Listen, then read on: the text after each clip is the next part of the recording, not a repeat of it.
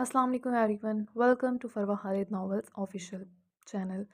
کیسے ہیں آپ سب؟ امید کرتی ہوں آپ سب خیریت سے ہوں گے۔ اس سے پہلے کہ ناول کا آغاز کریں، جلدی سے جا کر ہمارے چینل کو سبسکرائب کریں، ویڈیوز کو لائک کریں، بیل آئکن پریس کرنا نہ بھولیں تاکہ آنے والی تمام ویڈیوز کی نوٹیفیکیشن آپ کو مل سکیں۔ ناول عشق باز از قلم فروا خالد کس نمبر 22۔ اس کی آواز سن کر لبوں کو سختی سے میچے وہ اپنے غصے پر قابو پانے کی کوشش کرتی گہری گہری سانسیں لے رہی تھی، جو موبائل کان کے ساتھ لگا ہونے کی وجہ سے دوسری جانب بآسانی سنی جا سکتی تھی، جس پر نہ جانے کیوں مقابل کے لبوں پر کچھ سیکنڈز کے لیے مسکراہٹ کھیل گئی تھی۔ آپ آج آفس کیوں نہیں آئیں؟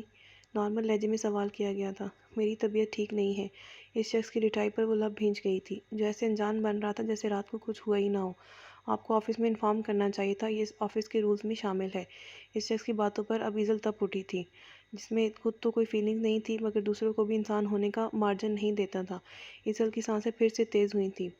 آپ کچھ کہنا چاہتی ہیں؟ مقابل جیسے اس کی کیفیت سمجھتے سے بولنے کی اجازت دے گیا تھا۔ ہاں، میں یہ کہنا چاہتی ہوں کہ آپ خود کچھ سمجھتے کیا ہیں؟ آپ نے رات کو جو کچھ میرے ساتھ کروانے کی کوشش کی، اس کے بعد بھی آپ کا دل نہیں بھرا تھا کہ آپ مجھے باہوں میں اٹھا کر میرے پورے خاندان کے سامنے مجھے یہاں چھوڑ گئے۔ کیا بگاڑا ہے میں نے آپ کا؟ ایزل ایک ہی سانس میں پھٹی پڑی تھی۔ وہ اس وقت اتنی پریشان تھی کہ اس کی آنکھوں سے آنسو جاری ہو چکے تھے۔ ان لوگوں نے دبے لفظوں میں گھر چھوڑ جانے کا کہا تھا۔ اسے بد کردار اور غلط لڑکی سمجھنے لگے تھے، صرف اس شخص کی وجہ سے۔ مگر میں نے تو رات کو کچھ کیا ہی نہیں، پھر دل کیسے بھر جاتا؟ اس کی بہت ساری باتوں میں سے ایک انتہائی بے تکی بات اٹھاتا وہ کچھ لمحوں کے لیے ایزل کو ہونک بنا گیا تھا۔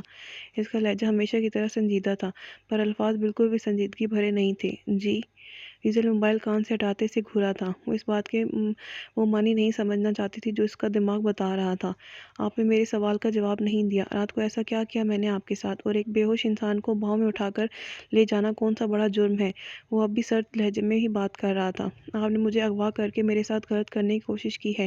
میری ڈرنک میں ویٹرس نے کچھ ملوایا تھا آپ نے، اس وجہ سے میں بے ہوش ہوئی تھی۔ آپ ایک گھٹیا ترین انسان ہیں، بظاہر شریف بنتے ہیں مگر آپ کی اصلیت یہی ہے۔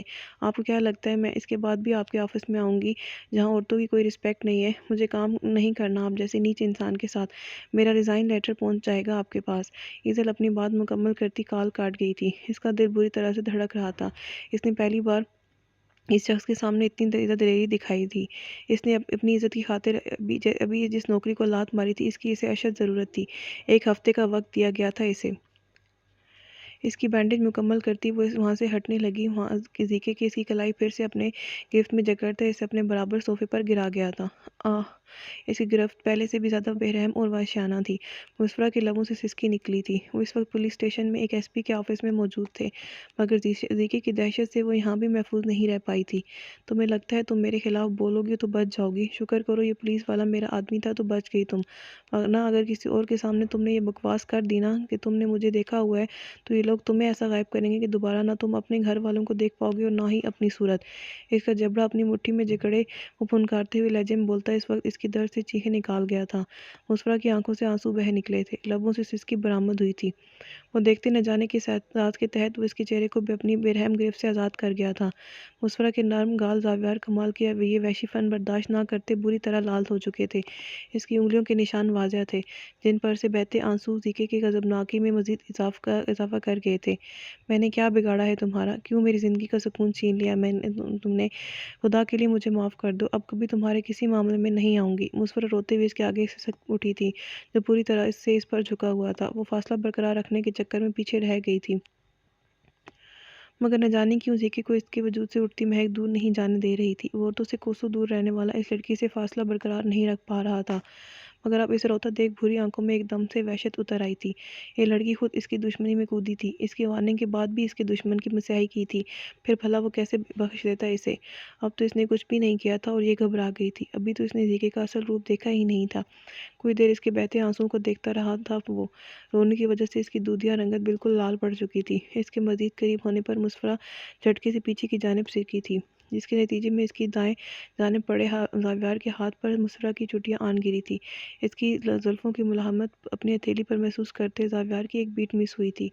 اس نے نگاہیں اٹھا کر مسفرہ کی جانب دیکھا تھا۔ یہ چند لمحوں کا کھیل تھا، اگلے ہی پل وہ سرعت سے اس کے پاس سے اٹھ گیا تھا۔ وہ وہاں رکا نہیں، نکلتا چلا گیا تھا۔ اس کی آنکھیں خطرناک حد تک لال پڑ چکی تھیں، جبڑا سختی سے بھینچ رکھا تھا، کمپٹی کی رگیں باہر کو ابھر آئی تھیں۔ ڈرائیور کو ہٹاتے وہ خود ڈرائیونگ سیٹ پر آن بیٹھا تھا۔ اس کی سیکیورٹی ریزن کے باعث اس کی ٹیم کی جانب سے اسے ڈرائیونگ نہ کرنے کی ہدایت تھی، مگر جب اس کی کھوپڑی الٹ جاتی تھی تو اسے کچھ سجائی نہیں دیتا تھا۔ ڈیم اٹ، تمہاری ہمت بھی کیسے ہوئی کسی بھی لڑکی کے اتنا قریب ہونے کی، اس کی زلفوں کو چھونے کی؟ یہ سب فریب ہے، اس کی تمہاری زندگی میں کوئی جگہ نہیں ہے۔ تم اپنے باپ کے نقش قدم پر چل کر برباد نہیں ہو سکتے۔ نہیں، دوبارہ ایسا نہیں ہونا چاہیے۔ سگریٹ کی گہرے گہرے کش لیتا وہ مسلسل سٹیئرنگ پر اپنی ہتھیلی کی ضرب لگا رہا تھا۔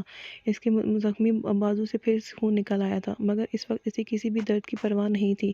اس کے دماغ میں بس ایک ہی بات تھی، عورت بربادی کے سوا کچھ نہیں تھی۔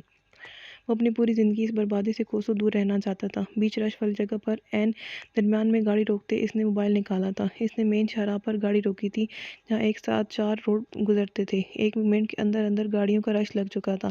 سب مسلسل ہارن بجاتے اس گاڑی کو ہٹانے بول رہے تھے۔ اس کی سیکورٹی کی گاڑیاں اس کی گاڑیوں کی چاروں جانب آن رکی تھیں۔ جب وہ سیٹ کی پشت سے سر دکھاتا موبائل پر ایک میسج ریکارڈ کرنے لگا تھا۔ اگر مجھ سے چھٹکارا چاہتی ہو تو دوبارہ میرے سامنے مت آنا۔ سامنے آ بھی گئی تو ایسے انجان بن جانا جیسے مجھے جانتی بھی نہیں ہو۔ میرے چہرے کی جانب دیکھنے کی غلطی مت کرنا۔ تمہاری سوچ سے بھی بڑا درندہ ہوں میں۔ اب اگر تمہاری جانب سے کوئی غلطی یا بغاوت ہوئی تو تمہاری کھال ادھیڑ کر پھینک دوں گا۔ یہ میسج بھیج کر موبائل ڈیش بورڈ پر ڈالتے اس نے ایک نظر فائر کے ہنگامے پر ڈالی تھی۔ اس کے گارڈز نے بہت مشکل سے لوگوں کو کنٹرول کر رکھا تھا۔ پولیس بھی وہاں آ چکی تھی، مگر کسی نے بھی اس کی گاڑی کے قریب آنے کی کوشش نہیں کی تھی، نہ ہی کسی میں اتنی ہمت تھی۔ مجھے آریان خانزادہ سے بات کرنی ہے، تم لوگ نہیں روک سکتے مجھے۔ فلزا سبحان آج پھر آریان خانزادہ کے آفس کے باہر ہنگامہ کر رہی تھی، مگر گارڈز اسے اندر نہیں جانے دے رہے تھے۔ اس کی چیخ و پکار جاری تھی، جس کی وجہ سے باہر میڈیا بھی اکٹھا ہو چکا تھا۔ یہ ہے غرور آپ لوگوں کے فیورٹ آریان خانزادہ کا، اپنے آفس کے باہر گنڈے کھڑے کر رکھے ہیں اس نے۔ فلزا کا غصے اور اہانت سے برا حال تھا۔ جس کمپنی میں پوری شان و شوکت کے ساتھ ملکیت کا حق رکھتے ہوئے آتی تھی، وہاں اب اسے گھسنے بھی نہیں دیا جا رہا تھا۔ میم، آپ نے اب تک آریان خانزادہ کے ساتھ جو کچھ کیا ہے، آپ کو لگتا ہے وہ آپ کو اپنے آفس میں گھسنے دیں گے؟ آپ کا کوئی بھروسہ نہیں ہے۔ آپ ابھی پھر سے اپنی مرضی سے ان کے آفس میں گھس کر ان پر الزام لگا دیں گی کہ وہ آپ کو زبردستی اٹھا کر لائے ہیں۔ میڈیا کے نمائندوں میں مائک اٹھا کر کھڑا ایک کم عمر نوجوان اس کے قریب آتے اس پر جو باتیں کس کیا تھا، اس نے فلزا کا غصہ 7ویں آسمان پر پہنچا دیا تھا۔ اپنے آفس میں بیٹھا آریان خانزادہ بھی اس چھوٹے سے لڑکی کی اس بہادری سے متاثر ہوئے بنا نہیں رہ پایا تھا۔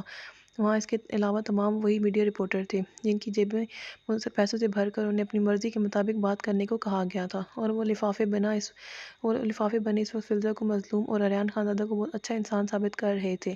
اس سب کے بیچ یاسر کی کہی جانے والی بات نے پانسا ہی پلٹ دیا تھا۔ ارے یہ کیا، تیری محبوبہ باہر تیرے گارڈز کے ساتھ تو ذلیل ہو رہی ہے، اور تو اسے اپنی کمپنی میں گھسنے بھی نہیں دے رہا۔ حنان بھی یہ سارا ہنگامہ دیکھ اپنے آفس سے اٹھتا اس کے پاس آیا تھا، جس کا موڈ اس وقت کافی بگڑا ہوا لگ رہا تھا۔ میری محبوبہ کی جگہ میرے دل میں ہے، اس کمپنی میں گھس کر کیا کرنا ہے اس نے؟ آریان خانزادہ اس کی بات کا جواب اس کے انداز میں دے گیا تھا۔ دیکھنے میں جتنا مہذب ہے، پسند اتنی ہی گھٹیا ہے۔ حنان کو اس کی آنکھوں میں بھرا غصہ ٹھڑکنے پر مجبور کر گیا تھا۔ یہ غصہ فلزا سبحان کے لیے نہیں تھا، وہ اب اس کیٹیگری سے نکل چکی تھی کہ اب اسے کسی بھی طرح سے افیکٹ کر سکے۔ پھر کیا وجہ ہو سکتی تھی اس غصے کی؟ انجان نمبر سے میلے میسیجز سنتے اس نے اپنے رب کا شکر ادا کیا تھا کہ چاہے جو بھی ہو ریزن تھا، مگر اس کی جان اس شخص سے چھوٹ گئی تھی۔ اس نے عفان کا کیس دوسرے ڈاکٹر کے ہینڈ اوور کر دیا تھا۔ شمشیر کب ہاسپٹل سے غائب ہوا تھا، کسی کو کوئی خبر نہیں تھی، مگر وہ اس پر بھی شکر ادا کر رہی تھی کہ وہ اس معاملے سے اب آزاد ہو چکی ہے۔ اس نے توبہ کر لی تھی کہ اب چاہے جو کچھ بھی ہو جائے وہ ان لوگوں کے بیچ کسی قیمت پر نہیں آنے والی تھی۔ لیکن لوگوں کو مشکل میں دیکھ کر ان کی مدد کرنا اس کی فطرت تھی، جس سے وہ بہت زیادہ نقصان اٹھا چکی تھی، مگر فطرت بدلنا بہت مشکل کام تھا۔ وہ اپنے ہی دھیان میں فائل دیکھتی اپنے آفس میں داخل ہوتی، جب سامنے بیٹھے شخص کو دیکھ کر وہ حیرت زدہ سی ہو رہ گئی تھی۔ تم میری اجازت کے بغیر میرے آفس میں کیسے آئے؟ شمشیر زاہد کو ہاتھ میں پھولوں کا گلدستہ اٹھائے پراجمان دیکھ مسفرت تپ اٹھی تھی۔ ایک گھنٹے سے جان چھوٹتی تھی تو دوسرا آن سوار ہوتا تھا۔ آپ کو شکریہ ادا کرنا تھا ڈاکٹر صاحبہ، مجھے دوسری زندگی دینے کا وسیلہ بنی ہیں آپ۔ اگر آپ نہ ہوتی تو… وہ پھول اس کی جانب بڑھاتا بہت مہذب لہجے میں اختیار کیے ہوئے تھا، تو اللہ جی کسی اور کو ڈاکٹر کو بھیج دیتے۔ آپ کو احسان مند ہونے کی ضرورت بالکل بھی نہیں ہے، انہیں لے کر جا سکتے ہیں آپ اب یہاں سے۔ اس کی بات درمیان میں کاٹتی وہ تیز نگاہوں سے اس شخص کو گھورتے ہوئے بولی تھی۔ اس کا بس نہیں چل رہا تھا کہ وہ اس شخص کو دھکے دے کر باہر نکال دے۔ اسے اب کوئی بھی گنڈا بدماش اپنے آس پاس نہیں چاہیے تھا، نہ ہی وہ مزید اپنی فیملی کو اس حوالے سے کوئی تکلیف برداشت کرتے دیکھ سکتی تھی۔ آپ ایک بار آرام سے بیٹھ کر میری بات تو سن لیں۔ وعدہ کرتا ہوں آپ کو میری وجہ سے اب کوئی بھی پرابلم فیس نہیں کرنی پڑے گی۔ شمشیر اس کی غصے کو دلچسپی بھری نگاہوں سے دیکھتا تحمل سے بولا تھا۔ نہ جانے کیوں یہ ڈاکٹر اس کے دل کو بری طرح بھا گئی تھی۔ کسی بھی قیمت پر وہ اسے حاصل کرنا چاہتا تھا، مگر بغیر کسی طرح کی زور زبردستی کے۔ وہ اس کی مسیحا تھی، اور وہ سب سے بڑی بات کہ وہ اس کی وجہ سے زیکھے جیسے درندے کے ہاتھ لگ چکی تھی، جو کبھی بھی اپنے دشمنوں کو اتنی آسانی سے نہیں بخشتا تھا۔